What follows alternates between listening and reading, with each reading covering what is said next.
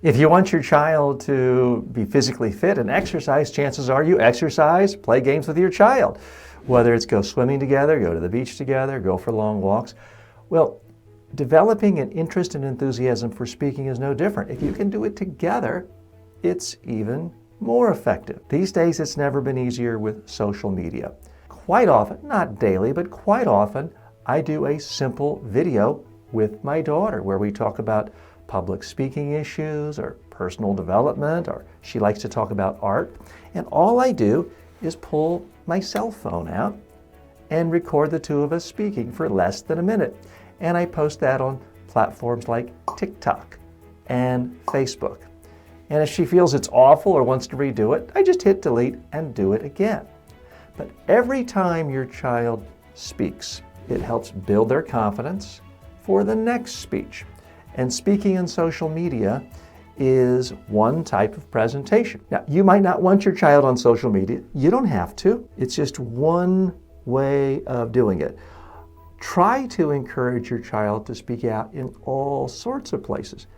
For a long time, when my wife and I went to restaurants with my daughter, she was so shy and so timid that she wouldn't talk to the waiter or the waitress. And finally we had to say, well, if we have to do all the ordering, you're only getting broccoli and cauliflower and green beans. You don't have to speak to the waiter.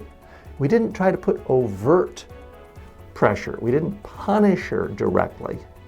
But we said, if you want to have a greater say-so over what you're going to eat at the restaurant, you have to look up at the waiter, speak loudly, and tell them what you want. And over time, she did that. Now she's much more confident as a speaker. So if you're looking throughout daily life, you will find numerous places to give your child more and more opportunities to speak everywhere, whether it is at restaurants, whether it's at family dinners. I certainly hope you're not having family dinners where each person is sort of buried looking at cell phones.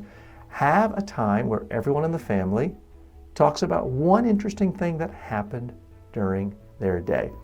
If you want to be more successful, then improve your communication skills. The best way to do that? Smash the subscribe button right now. This cultivates the ability to think and speak and to articulate, even if you don't really want to that much, which not every kid wants to talk about what they did in school that day.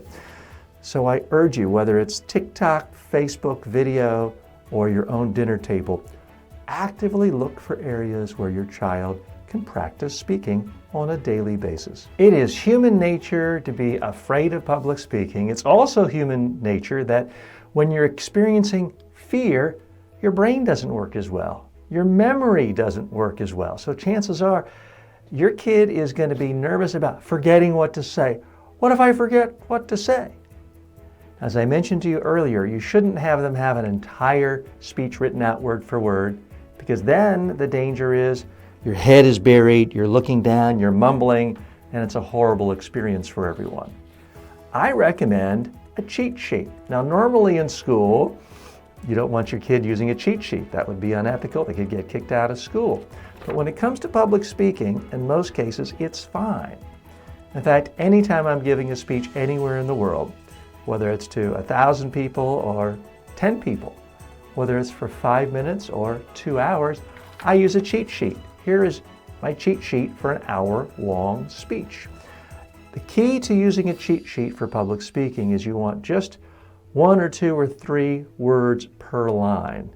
It reminds you of the concept you want to talk about, maybe a couple of facts, a story, and keeping it to a single sheet of paper. When I'm speaking, nobody ever sees me touch the sheet of paper. It can just sit on a table or a lectern. This works well for speakers of absolutely any age, from 3 to 103.